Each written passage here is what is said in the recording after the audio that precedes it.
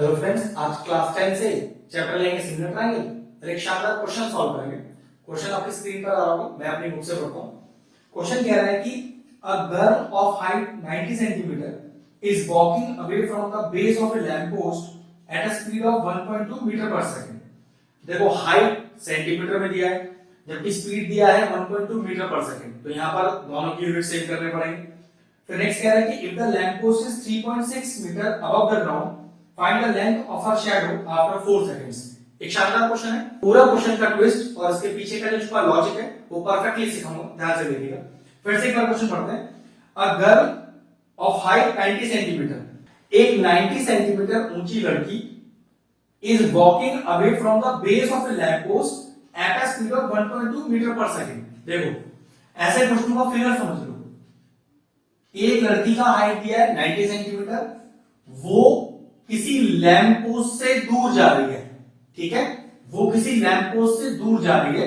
और लास्ट में तो क्या कह रहा है, find the length of a shadow, तो उसकी परछाई की लेंथ बतानी है आपको। तो इस तरह का फिगर समझो, अगर ए बी उस लड़की की हाइट है, सी डी उस लैंप पोस्ट की हाइट है, तो ध्यान रखो कि अगर लैंप पोस्ट इधर है और गर्ल यहां पर है, तो सोच के देखिए, इमेजिन करके देखिए कि उसकी शैडो कहां बनेगी। पहली बात तो शैडो जमीन पर बनेगी, और आप खुद सोचो कि अगर लैंप इधर है और लड़की यहां खड़ी है तो शैडो बनेगी ऑब्वियसली ये वाली। ध्यान रखिएगा भाई, बेस पे या तो ये जगह है या तो ये जगह है, लेकिन अगर आपका लैंप आपके बिल्कुल सामने है और आप यहां पर खड़े हो तो पक्की बात शैडो आपके पीछे बनेगी, क्योंकि परछाई की बात चल रही है तो जमीन पर बनेगी। तो कह सकते हैं कि आपसे यहां पर बीई निकालने के लिए बोल रहा है। और एक चीज और कह रहा है कि लैंप पोस्ट से वो लड़की जो दूरी चल के आई है उसका स्पीड दिया है 1.2 मीटर पर सेकंड, मतलब ये जो बीडी दूरी है, ठीक है। अब इस फिगर को कंप्लीट कर लेते हैं। वो किस तरह से करते हैं देखिए, कुछ इस तरह से इस फिगर को कंप्लीट करते हैं। ई को मैं आगे ले लेता हूं, तो ये एक्चुअल में फिगर है। हमें निकालना क्या है, ध्यान से देखिए, ये शैडो निकालनी है, इसे y मान लेता हूं, और ये दूरी BD को मैं x मान लेता हूं। हमें इस दूरी x को तय करने के लिए जो स्पीड चली गई वो दी हुई है। वो स्पीड देखो कितनी दी हुई है मुझे, इस दूरी x को तय करने में जो मैंने यूज किया है 1.2 मीटर पर सेकेंड, ठीक है। और क्या दिया है शुरू में, 90 सेंटीमीटर हाइट है लड़की की, ठीक है, इसको मीटर में चेंज करना है। और लैंप पोस्ट की हाइट मुझे बिल्कुल दी हुई है 3.6 मीटर, 3.6 मीटर। यहां पर जो समझने वाली बात वो ये है कि मुझे कैसे पता चला कि बीई निकालना है, और मुझे कैसे पता चला कि बीडी की दूरी को तय करने में जो स्पीड है वो 1.2 मीटर पर सेकंड है। तो शैडो वाला लॉजिक मैंने बता दिया। अगर ये लड़की है, लैंप पोस्ट इधर, जो परछाई है वो इधर ही बनेगी, और परछाई है तो नीचे बेस पे ही बनेगी। और दिया है कि लैंप पोस्ट से वो लड़की किस रफ्तार से आई है, 1.2 मीटर पर सेकंड की रफ्तार से आई है, जिसके लिए उन्हें दूरी क्या तय की होगी, दूरी बीडी ही तय की गई होगी। लड़की की हाइट दी है और यहां पर लैंप पोस्ट की हाइट दी है, हमें ये y निकालना है। तो क्वेश्चन सिमिलर ट्रायंगल से है, तो ये तो कंफर्म हो गया कि ये एंगल 1 और ये एंगल 2 दोनों ही परपेंडिकुलर होंगे। पहले गिवन देखते हैं, गिवन क्या है क्वेश्चन में। तो गिवन में मैंने लिखा height of lamp post, height of lamp post CD, और वो कितना दिया है मुझे, वो दिया हुआ है 3.6 मीटर। फिर लिखेंगे हाइट ऑफ गर्ल, गर्ल का हाइट जो हमने लिया हुआ है AB, और ये दिया हुआ है 90 सेंटीमीटर, क्योंकि और सारी यूनिट्स मीटर में दी हुई है तो सेंटीमीटर को मीटर में चेंज कर लेते हैं 100 से डिवाइड करके। तो ये कितना आ गया, 0.9 मीटर। और क्या दिया हुआ है मुझे, और दिया कुछ नहीं है, बस डिस्टेंस BD को तय करने में मुझे स्पीड दी हुई है, डिस्टेंस BD को तय करने वाली स्पीड दी हुई है, ठीक है, उसे मैं यूज करूंगा। तो पहले जरा ध्यान से देखो, डिस्टेंस वो है मेरा BD, जिसको मैंने x ले रखा है, ठीक है, और उसके लिए मेरी स्पीड कितनी है जरा ध्यान से देखिए, उसकी स्पीड है 1.2 मीटर पर सेकेंड। और लास्ट में ये भी कह रखा है, देखिए कि find the length of a shadow after 4 seconds, तो 4 सेकेंड बाद। तो टाइम भी दिया हुआ है आपको 4 सेकेंड का, तो चेक करो, speed is equal to distance upon time ही फॉर्मूला होता है। स्पीड कितनी 1.2, डिस्टेंस कितना x या bd, और टाइम 4, जब क्रॉस मल्टीप्लाई करो तो कितना आ गया 1.2 इंटू 4, x का वैल्यू आ गया 4.8 मीटर।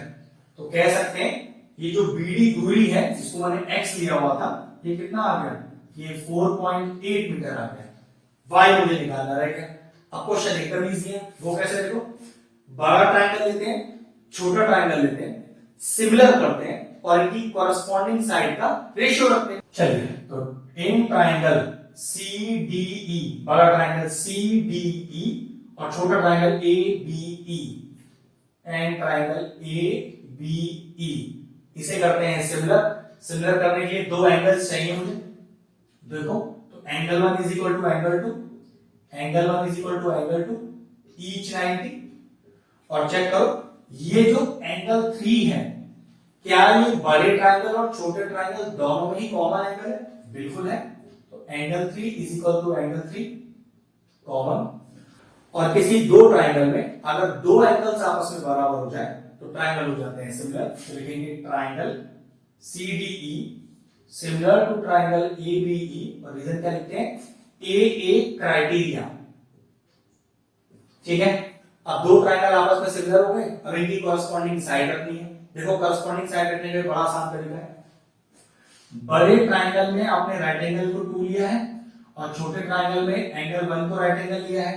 तो बड़े ट्रायंगल में राइट एंगल के अपोजिट साइड, चेक करो, बड़े ट्रायंगल में राइट एंगल के अपोजिट साइड CE, छोटे ट्रायंगल में राइट एंगल के अपोजिट साइड AE। ये कॉरस्पॉन्डिंग साइड देने का तरीका है। अब आपने एंगल 3 दोनों ट्रायंगल में ही कॉमन लिया है, तो चेक करो, एंगल 3 के अपोजिट साइड बड़े ट्रायंगल की, क्योंकि पहले बड़े की साइड हम बार बार रख रहे हैं, तो एंगल 3 की अपोजिट साइड छोटे ट्रायंगल में, ये लीजिए। अब बड़े ट्रायंगल की बची हुई साइड, तो देखो हमने ये ले ली, ये ले ली, ओके, DE रह गई। इसी तरह से छोटे ट्रायंगल की बची हुई साइड कौन सी रह गई, BE रह गई। और ये जो हमने लिखा, इसके लिए स्टेटमेंट क्या डालेंगे यहां पर रीजन में, if two triangles are similar then the ratio of their corresponding sides are equal। ठीक है, ये रीजन डालने के बाद अब इसकी वैल्यू रख देते हैं। मेरे ख्याल से CE और AE की ना तो मुझे जरूरत है और ना ही मुझे गिवन है, तो हटा दीजिए, इसकी जरूरत नहीं। इन सब की वैल्यू मेरे पास है, तो देखिए CD मेरे पास है 3.6, फिर AB है मेरे पास, सॉल्व किया था मैंने, 0.9, फिर DE चेक करिए, DE कितना है, DE है 4.8 प्लस y, और BE ये मेरे पास है y। अब चेक करिए, डेसिमल हटाते हैं, डेसिमल के बाद एक डिजिट, डेसिमल के बाद एक डिजिट, तो ये समझ लीजिए डेसिमल तो चला गया, 9 4 जा 36, क्रॉस मल्टीप्लाई कर दीजिए, 4y is equal to 4.8 plus y को एक तरफ लाइए, तो 4y minus y is equal to 4.8।